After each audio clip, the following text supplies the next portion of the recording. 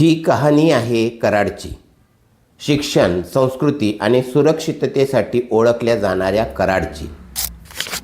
पण आज याच कराडमध्ये गांजाचा अवैध धंदा मोकाट आहे. त्यातून वाढते व्यसनाधीनता आणि त्याच्या सावलीत वाढते गुन्हेगारी. कधी हसणाऱ्या घरात आता स्मशान शांतता आहे. व्यसनात हरवलेली मुलं पाहून आईच्या डोळ्यातली वेदना विदारक आहे आणि वडिलांच्या प्रश्नांना तर उत्तरच नाही.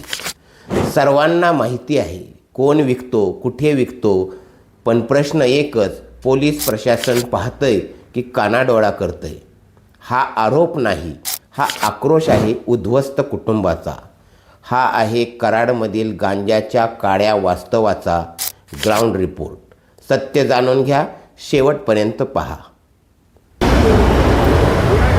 आता बुधवार पेठेतील प्रभात टॉकीज समोर राहणाऱ्या कुसुम देवकुळे माझ्यासोबत आहेत.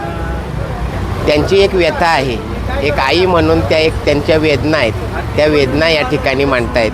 तर आता मी त्यांनाच सांगतो, त्यांनी त्यांच्या शब्दात त्यांची व्यथा मांडावी. नमस्कार. आज मला 3 मुलं आहेत. आज माझं घर बसले. आज दिसूधड्या घर माझं पळायला लागले फक्त या गांजा दारूसाठी. माझं 7-8 वर्षाचं पोरगं आहे, ती सुद्धा दारू गांजा ओढून पाक बाद झाले. आज शाळेतसुद्धा तो जायना 10-5 रुपये कुणालाही मागून तो नशा करतो या. आज त्याला उद्या काय झालं तर आम्ही काय करायचं? कुणाचं एकुलते एक आहे मुलगं, त्याला उद्या काय झालं तर त्या पोराच्या आईनं काय करायचं? आज त्याला पोटातलं सगळं आतलं सडले. ज्याला त्याला त्याच्या पोराच्या आई भीक मागते की मला मदत करा, तरी तिला कुणीही मदत करत नाही. जर आता गांजा दारू जर कसं घरातनं पै पाहुणे येतो, असे पै पाहुण्यांना डब्यातनं काढून देते ती गांजा दारू. जसं काय पै पाहुण्याला साखर चायपत्ती कशी काढतो अशी गांजा दारू ठेवलेले आहे. त्यांनी 100 रुपयाचं सिगरेट ठेवल्यात, नशाच्या गोळ्या ठेवलेल्या आहेत, त्या गांजा विकते ती. ह्यांनी घरं दारं बांधायला लागल्या, डागडागिनं सगळी करायला लागल्या. ती घरातली पोरं गांजा दारूसाठी घरातलं भांडं खुंड विकायला लागले. त्या आई बापाला सुद्धा मारायला लागल्यात. असलं सगळ्या घराचं नुकसान करायला लागले. ती भंगारसुद्धा वेचायला लागले त्या नशाने. आम्ही काय करायचं? आणि त्यांना असं भीती घालायला लागलं किंवा काय बोलायला लागलं. त्यांनी आमच्या अंगावर येते ती म्हणतात की पोलिसांना, मोठ्या मोठ्या साहेबांना आम्ही 50-50 हजार रुपये देतो.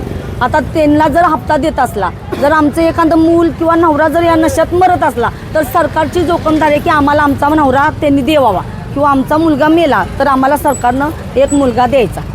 का तर त्यांना हप्ता जातोय म्हणल्यावर का आम्ही तर काय करणार? आम्ही लोकांचं कष्ट पाणी करायचं, धुणं भांडी करायचं, आम्ही काय करणार सांगा? का पेट्रोल ओतून जाळून घेऊ आम्ही? हे सांगा आम्हाला, बाकी आम्हाला काहीसुद्धा नको आहे. अत्यंत विदारक त्यांनी आपले व्यथा आणि वेदना मांडलेली आहे. कारण 7-8 वर्षाचा मुलगा जर गांजाच्या दारूच्या आहारी जाऊन संपूर्ण आयुष्य उद्ध्वस्त होत असेल, त्याचं शरीरातले आतले अवयवसुद्धा आता खराब झालेत असं त्यांच्याकडून समजतंय. आता कुणीही पण माझ्या घरात येऊन बघायचं माझ्या मुलग्याची परिस्थिती काय आहे, फक्त गांजा दारूसाठी. का तर दारू पिला की वरून नशा करतोय, सिगरेट बी ओढतोय, गांजा बी ओढतोय, दारू बी पितोय. त्यामुळं काही सुद्धा सुचत नाही. तो लाखाचीच वस्तू मागतोय आम्हाला त्या भाममध्ये. तर आम्ही आता कुठनं द्यायचं? आता आम्हाला भंगार वेचायची बारी आली. शेवट आत्महत्या केल्याशिवाय आम्हाला पर्याय नाही. आणि आज प्रत्येक घराघरात जसं आपण पाहुणे आल्यावरती चहापत्ती काढतो, साखर काढतो, तशा पद्धतीनं जर माणसं गांजा वगैरे देत असतील लोकांना तर या ठिकाणची परिस्थिती अत्यंत भयंकर आहे. पोलीस प्रशासनाकडे जर यांनी सांगायला गेले तर ते म्हणत आहेत की आम्ही त्यांना हप्ते देतो. जर ह्या गंभीर आरोप होत असतील तर पोलीस प्रशासनाकडे या बाबीकडे गांभीर्याने पाहण्याची गरज आहे.